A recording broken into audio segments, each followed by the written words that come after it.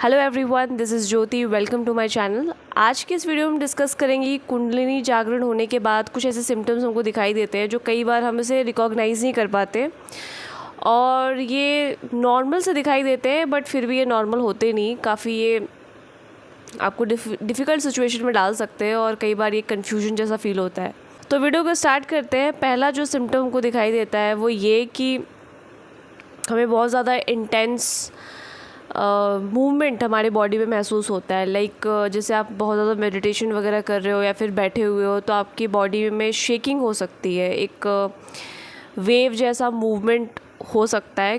कुछ लोगों को सीवियर हो सकता है। वैसे जब नेचुरली आपकी कुंडलिनी जागरण होती है किसी भी इंसान की तो वो इतना ज़्यादा इंटेंस नहीं होता, वो बहुत नेचुरल तरीके से फ़्लो करती है। तो थोड़ा बहुत शेकिंग हो सकता है। पहला सिम्टम तो ये कि जब भी आप बैठोगे, मेडिटेशन में बैठोगे या फिर जनरली भी आप बेड पे अगर आप बैठे हो तो भी आपको शेक जैसा फील होगा। मतलब आपकी बॉडी शेक करती हुई आपको महसूस होगी, थोड़ी सी शेकिंग आपको फील होगी, जिसकी वजह से आपकी बॉडी थोड़ी सी मूव करती हुई फील होगी।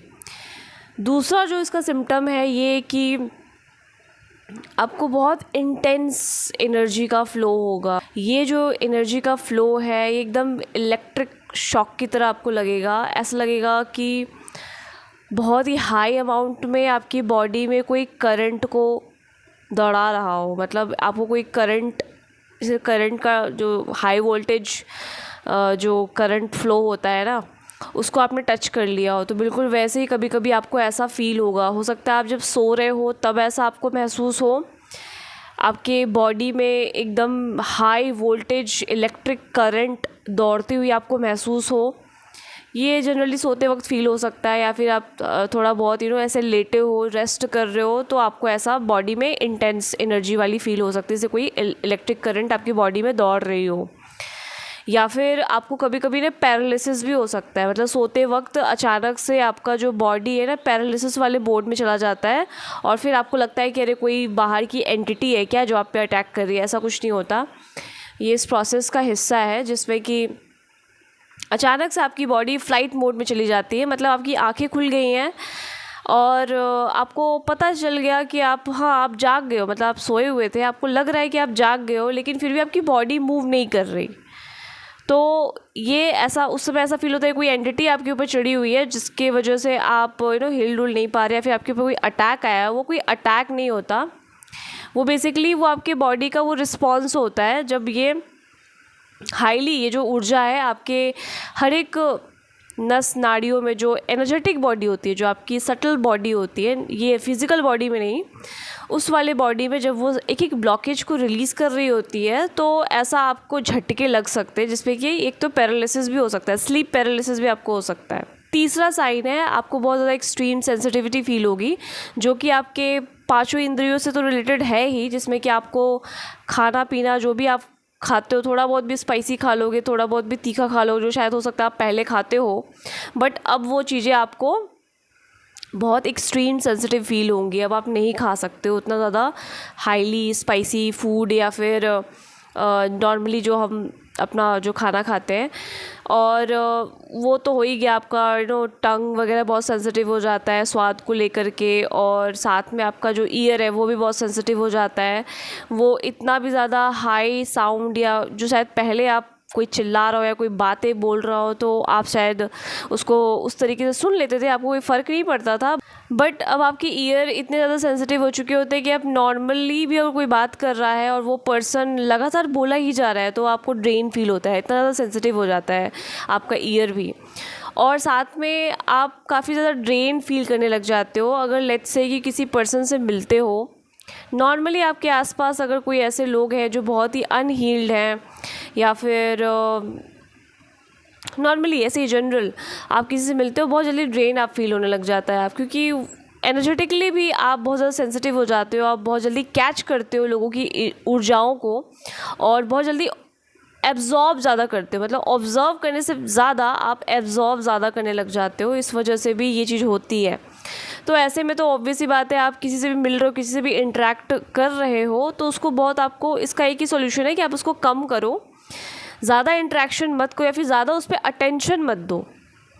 या फिर आप एक बाउंड्री बना के चलो ताकि आपको कोई ड्रेन ना कर पाए। तो ये स्टार्टिंग में होता है बिकॉज़ आप पहली दफ़ा डिटैचमेंट में जा रहे होते हो, इस वजह से आप बहुत जल्दी ड्रेन्ड होते हो। कोई भी आपकी तरफ आता है, आप जल्दी ही उसको, उसकी ऊर्जा को, उसके थॉट प्रोसेस को आप एब्जॉर्व करते हो, आप देख पाते हो और इसी वजह से आप ड्रेन फील करते हो। बट इसमें घबराना नहीं है, ये धीरे धीरे करके आप इससे यूज्ड टू हो जाते हो और यूज्ड टू होने के बाद फिर आपका ड्रेन होना बंद हो जाता है। वो धीरे धीरे होता है प्रोसेस के दौरान।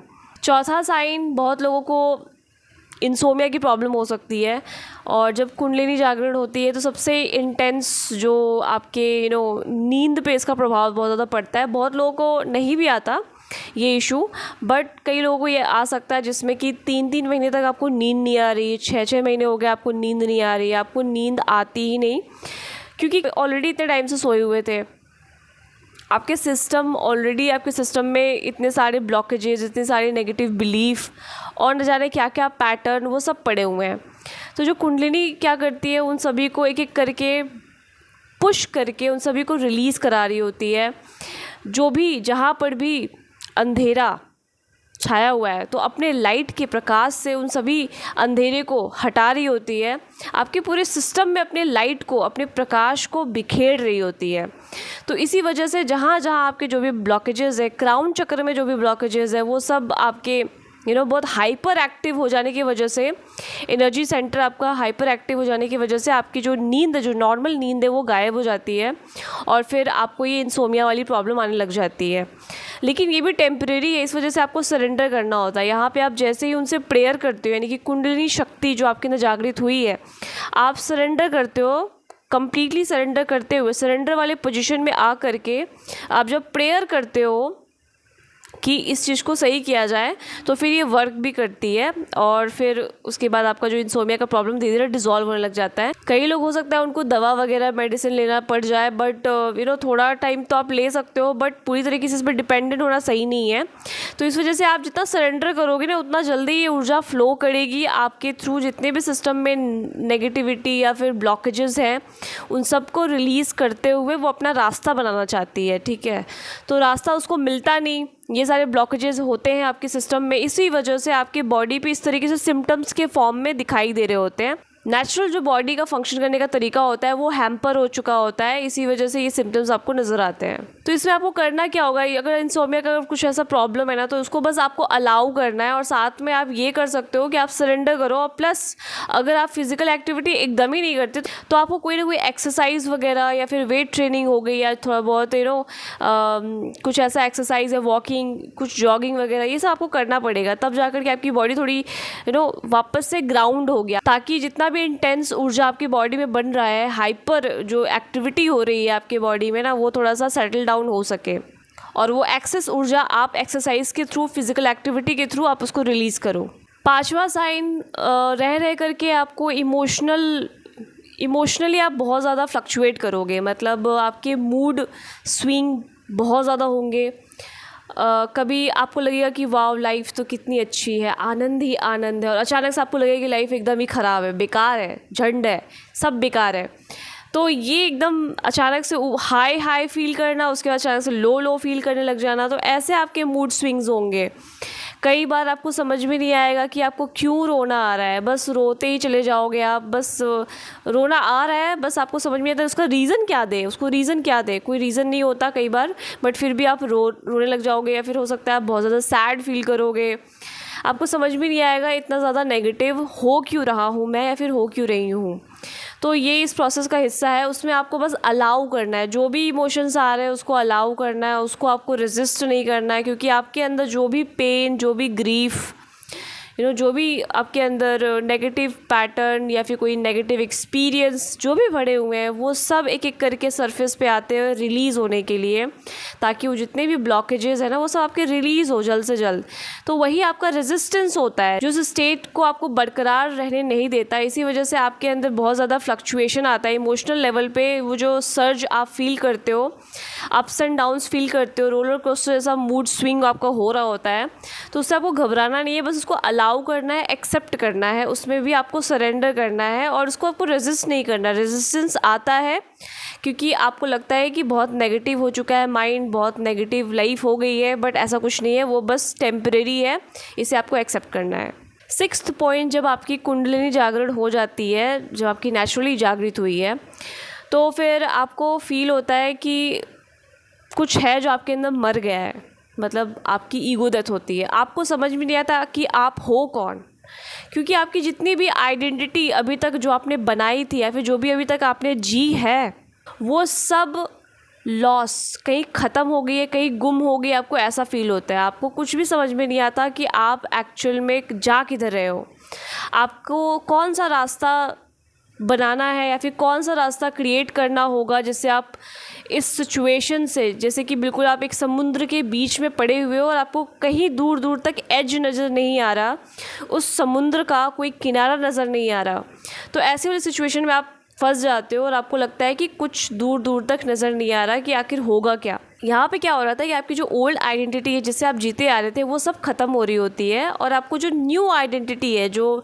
आइडेंटिटी नहीं बोलूँगी बट ये कह सकते हैं कि जब आप न्यू अपने और भी ज़्यादा ट्रू सेल्फ की तरफ आप जो बढ़ रहे होते हो, तो उस तक पहुँचने के लिए पहले ज़रूरी है कि जो पुराना है वो ख़त्म हो, वो एकदम से डाई हो जाए। आपको फील होता है कि आप मर रहे हो, एकदम सब कुछ मरा मरा सा फील होता है, एकदम ऐसा लगता है सब कुछ ख़त्म हो रहा है, सब कुछ मर सा रहा है, सब कुछ डाई हो रहा है, ऐसा आपको फील होता है। तो उसमें आपको घबराना नहीं है, आप कहीं खो नहीं गए हो, बस आपकी जो ओल्ड रियलिटी है, जो ओल्ड वर्जन है, जो ओल्ड सेल्फ है, वो सब आपका ख़त्म हो रहा होता है, वो डेथ हो रहा होता है, इसी को ईगो डेथ कहते हैं।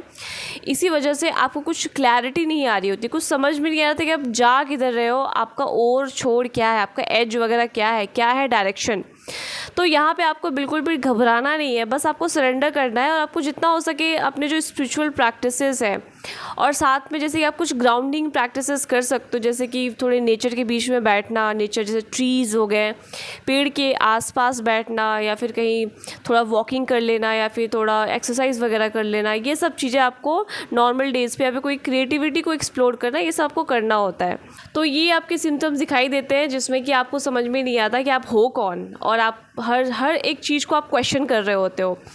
तो यहाँ पे आपका जो पुराना आइडेंटिटी है वो खो चुका होता है, इसलिए आपको एकदम से सरेंडर करना है और लाइफ को अलाउ करना है कि वो किस डायरेक्शन से आपको लेके जाना चाहती है।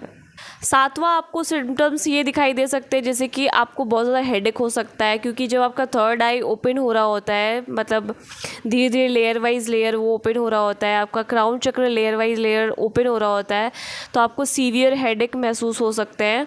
क्योंकि जनरली क्या होता है, हमारी सिस्टम जो ऑलरेडी इस चीज़ के लिए रेडी नहीं होती, इतनी हाई ऊर्जा आपकी बॉडी में बन रही होती है और इतने सारे ब्लॉकेजेस सभी चक्रों में बने हुए होते हैं, इसी वजह से वो एक एक करके उन सारे एनर्जी सेंटर, जो आपके एनर्जी सेंटर्स है, सातों एनर्जी का जो मेन सेंटर है, उन सभी में जो भी पड़े हुए ब्लॉकेजेस है, जो भी आपके बहुत सालों से पड़े हुए पैटर्न है, जो भी है, उन सभी को तोड़ रही होती है, ब्रेक कर रही होती है। तो इसी वजह से वो सारे आपके फिज़िकल बॉडी पर भी सिम्टम्स दिखाई दे रहे होते हैं और आपको पेन महसूस होता है, जिसमें कि आपको हेडेक भी हो सकता है। इसलिए आपको घबराना नहीं है, इसमें भी वही सेम चीज़, आपको इसको अलाउ करना है। जो बेसिक सी चीज़ें जो होती है, जैसे कि योगा प्रैक्टिसेस आप कर सकते हो, जिसमें कि आप प्राणायाम जरूर से प्रैक्टिस करो, जिसमें कि आपको ब्रीदिंग टेक्निक आपको फॉलो करोगे तो उससे आपको बहुत रिलीफ मिलेगा। जो भी ब्रीदिंग टेक्निक्स होती हैं वो आप फॉलो करो। 8th साइन आपको इसमें जो महसूस होता है वो कि रह करके आपको बहुत ज़्यादा चेस्ट में, एकदम आपका जहाँ पे हार्ट चक्र है वहाँ पे आपको बहुत ज़्यादा हैवीनेस फील हो सकता है। मतलब कई बार आपको ऐसा फील होगा कि वहाँ पे बहुत ओवर पल्पिटेशन हो रहा है, वहाँ पे बहुत ज़्यादा आपको स्पंदन महसूस हो रहा है, या फिर बहुत ज़्यादा आपको वहाँ पे खिंचाव सा महसूस हो रहा है, ऐसा आपको महसूस हो सकता है हार्ट चक्र के पास में, चेस्ट के सेंटर पे। और साथ में कई बार हो सकता है आपको पैनिक अटैक आए, बहुत ज़्यादा पैनिक अटैक आ सकता है, आपको बहुत ज़्यादा एंग्शियस फील हो, एग्जाइटी वाली इशू हो सकती है, या फिर पैनिक अटैक वाला इशू हो सकता है। ये सीवियर होने लग जाता है जब आपका यहाँ के हार्ट चक्र जब ओपन होना स्टार्ट होता है, तो एक एक लेयर करके उसकी क्लीनिंग हो रही होती है। तो जो भी वहाँ पे ग्रजेस हैं पुराने न जाने कितने सालों के, आपके अंदर जो रेजिस्टेंस पड़े हुए हैं वो सब रिलीज़ हो रहे होते हैं। इस वजह से आपको यहाँ पे इंटेंस खिंचाव महसूस होता है, आपको भारीपन सा फील होता है और बहुत ज़्यादा हैवी सा फील होता है। तो तो इसको आपको एक्सेप्ट करना है, अलाउ करना है, फील करना है। किसी भी ग्रीफ को, किसी भी पेन को आपको रेजिस्ट नहीं करना है, इसके साथ आपको बैठना है और कम्प्लीटली फील करके आपको रिलीज़ करना है।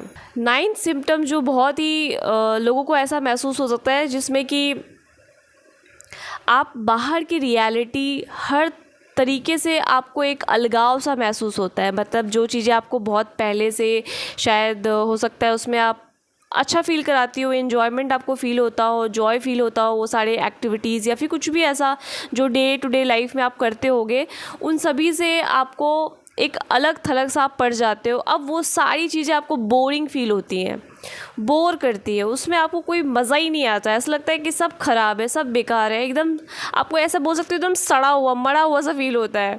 और ये फीलिंग बहुत ही अजीब सी है, उसको मैं वर्ड में नहीं बता सकती, बट ये आपको फील होता है कि सब अजीब सा है। इसको कहते हैं डिसोसिएट हो जाना। आप एकदम से जो आपकी करंट रियलिटी है, अब वो आपको कहीं से भी उस तरीके से आपको उत्साहित नहीं करती, आपको कोई एकदम एक्साइटमेंट फील नहीं कराती। अब सब कुछ लगता है कि अजीब है। तो ये एक आप डिसोशिएट हो जाते हो अपने करंट रियलिटी से। तो इसमें आपको परेशान नहीं होना है, टेंशन में नहीं आना है, बस ये एक प्रोसेस का हिस्सा है, ऐसा ही होता है। सभी को आपको एक्सेप्ट करते जाना है, आपको एकदम एक्सेप्टेंस में, सरेंडर वाले मोड में रहना है। और 10th पॉइंट जो है, जिसमें कि कई लोगों को ये होता होगा, आप लोग कमेंट सेक्शन में ज़रूर से बताना कि जिसमें कि आपको ये सिम्टम्स फील होते हैं जिसमें कि आप बहुत ज़्यादा बॉडी पेन फील करते हो। तो इतने सालों से आपका जो सिस्टम है, आपका जो बॉडी है, वो ऑलरेडी सुप्त अवस्था में था और अचानक से वो जागृत हो गया। लेट्स से कि आप बहुत टाइम से अपने हाथ को बंद करके रखे हो और अचानक से उसको बोला जाए, 10 साल से आपने बंद करके रखा हुआ है और आपको बोला जाए कि इसको ओपन करो, खोलो। तो जब आप इसको खोलोगे तो ये खुलेगा ही नहीं, और खुलेगा तो आपको बहुत दर्द होगा, आपको बहुत पेन महसूस होगा। ठीक है, तो बिल्कुल वैसे ही जब आपकी जो बॉडी, आपकी सिस्टम है, इतने सालों से बंद पड़ी हुई थी, सोई हुई थी, अचानक से वो अब जागृत हो रही है। हर एक आपकी जो प्राण ऊर्जा है वो हर एक लेवल पे जागृत हो रही है। आपकी जितने भी सटल बॉडीज़ है वो सब जागृत हो रहे हैं, एनर्जेटिक बॉडी वो सब आपकी जागृत हो रही है। तो जाहिर सी बात है आपको आपके फ़िज़िकल बॉडी में वो सारे बॉडी पेन आपको महसूस होंगे, क्योंकि एक एक करके वो आपके सारे ब्लॉकेजेस को पुश कर करके रिलीज़ करा रही होती है। आपके अंदर जो भी नेगेटिव एक्सपीरियंस, जो भी हर्ट आपके अंदर अभी भी पड़े हुए हैं, वो सब को पुश करके रिलीज़ करती है, उन सबको तोड़ती है, ब्रेक करती है, ताकि वो अपना रास्ता बना सके और आपको अवेयरनेस में ला सके। तो जब आपका वेसल उसके लिए रेडी ही नहीं होगा, तो कैसे आप उस हायर कॉन्शियसनेस, उस हायर अवेयरनेस को आप होल्ड कर पाओगे। तो होल्ड करने के लिए ज़रूरी है कि आपका सिस्टम पहले क्लीन हो। इसी वजह से आपको बहुत ज़्यादा सीवियर बॉडी पेन हो सकता है, बहुत लंबे समय तक आपको पूरी बॉडी में पेन और आपको बहुत थकावट, बहुत वीकनेस सा फील हो सकता है। तो इसके लिए क्या करना है, मैंने तो इसके लिए क्या किया था, मैं तो ऑलरेडी 9 साल से 8-9 साल से मुझे बॉडी पेन की इशू थी ही, और मुझे उस समय समझ में नहीं आ रहा था कि ये क्यों हो रहा है। और मैंने कई डॉक्टर्स को दिखाया, बट वो समझ में नहीं आता था उनको। बट बाद में डायग्नोज हुआ कि कुछ फिब्रोमाइल्जिया वाला इशू है मुझे। तो खैर वो सारी चीज़ें तो थी ही अपनी जगह पर, मेडिसिन वगैरह भी लिया मैंने। बट एक्चुअल में जो मेरी बॉडी पेन स्टार्ट जैसे हो रही थी, उसको मैंने ठीक कैसे किया, एंड में उसको ठीक ऐसे हुआ कि जब आप बहुत ज़्यादा एक्सरसाइज करोगे ना, या फिर कोई वेट ट्रेनिंग करोगे, हैवी डंबल्स उठाओगे, तो ऐसे ही मेरा ठीक हुआ है। मैंने सारे नुस्खे सब कुछ आजमा के देख लिए थे, बॉडी पेन नहीं जाता था, हमेशा बना ही रहता था। और लेट्स से महीने में 1-2 बार हो रहा है, दैट इज़ ओके, कोई बात नहीं, वो नॉर्मल है। But at the same time आपको ये भी देखना है कि आपकी बॉडी में कोई डिफिशियंसी तो नहीं है, या फिर आपको ये भी देखना है कि कुछ और इशू तो नहीं है। तो वो सब आपको चेकअप करा लेना है। ऐसा नहीं कि आपको भ्रम में रहना है कि नहीं ये तो इस प्रोसेस में है तो इस वजह से बॉडी पेन होता ही रहता है। नहीं, ये लगातार नहीं होना चाहिए। अब हर समय 24 घंटे और 365 डेज़ आपके बने हुए, यानी कि कुछ बॉडी में आपकी वीकनेस भी है या फिर कुछ नर्व्स, न्यूरोलॉजिकल कुछ इश्यूज़ हैं, तो आपको वो दिखाना ज़रूरी होता है। तो ये आपको जरूर चेकअप कराना है कि विटामिन डी डेफिशिएंसी तो नहीं है, B12 की डेफिशिएंसी तो नहीं है। तो ये सब आप पहले चेकअप करा लो, उसके बाद सब कुछ आप देख लो। उसके बाद जब ये सारी चीज़ें इश्यूज़ आपको नहीं दिख रही हैं, उसके बाद आप कह सकते हो कि हाँ, इस प्रोसेस की वजह से आपको हो रहा है बॉडी पेन। बट हाँ, जब इस प्रोसेस में आप आते हो, बॉडी पेन वगैरह होती है, तो इसके लिए आप ये कर सकते हो कि आप प्रॉपर एक्सरसाइज करो, प्रॉपर हैवी वेट उठाओ। तो जब आप ऐसा करोगे ना कंसिस्टेंटली, तो आपकी बॉडी बहुत जल्दी लाइट होने लग जाएगी। जो भी आपके अंदर हैवीनेस बनी हुई है ना, वो सब आपकी रिलीज़ होगी। एक्सेस ऊर्जा है वो आपकी रिलीज़ होगी एक्सरसाइज के थ्रू, वो सब आप उसको रिलीज़ करोगे। बिकॉज़ मेरा तो ये मानना था कि ऑलरेडी मुझे इतना बॉडी पेन हो ही रहा है और मैं बेड पे पड़ी हुई हूँ, तो इससे अच्छा, इस पेन को झेलने से अच्छा है कि मैं एक काम करती हूँ कि मैं वेट ट्रेनिंग करती हूँ, मैं हैवी वेट्स उठाती हूँ, डंबल उठाती हूँ और कंसिस्टेंटली एक्सरसाइज करती हूँ। तो वो पेन, जो मसल पेन मुझे होगा, उससे वो ज़्यादा बेटर है, क्योंकि वहाँ पे कहीं ना कहीं मेरे बॉडी को वो हेल्प ही कर रहा है, बेनिफिट ही होगा मेरे बॉडी के लिए। मसल ग्रो होंगे, मेरे बॉडी में स्ट्रेंथ आएगी। तो वो ज़्यादा पेन सहना ज़्यादा बेटर है, बजाय इस पेन को सहने के, जिसकी वजह से मैं सिर्फ पड़ी हुई हूँ बेड पे और कुछ कर नहीं रही और ज़ीरो मूवमेंट हो गया है। इस वजह से जब आप वेट ट्रेनिंग करोगे तो आपको थोड़ा स्टार्टिंग में पेन होगा, क्योंकि ऑलरेडी बॉडी में पेन है, प्लस वो भी करो तो डबल पेन होगा। लेकिन अगर आप गिव अप नहीं करते हो, कंसिस्टेंट रहते हो, तो नेचुरली पूरा बॉडी पेन गायब हो जाता है। फिर कभी कभार महीने में कभी एक बार कभी ऐसा हो गया, वो नेचुरल होता है, वो प्रोसेस के अकॉर्डिंग ऐसा हो रहा होता है। फिर ये बहुत ही कम हो जाता है कि आपको पता भी नहीं चलता, और फिर धीरे धीरे करके ये बहुत ही रेयर हो जाता है। कभी कभार आपको फील हुआ, वरना अदरवाइज उतना फील नहीं होता। तो आज की वीडियो में बस इतना ही। अगर आप मेरे से पर्सनली कनेक्ट करना चाहते हैं तो इस वीडियो के डिस्क्रिप्शन बॉक्स में आपको ईमेल एड्रेस मिल जाएगी, आप सेशन बुक कर सकते हैं। और अगर आप इस चैनल पे नए हैं तो सब्सक्राइब करना आपको नहीं भूलना है, वीडियो को लाइक ज़रूर से करना है। मैं मिलती हूँ नेक्स्ट की वीडियोज़ पे। Till then bye.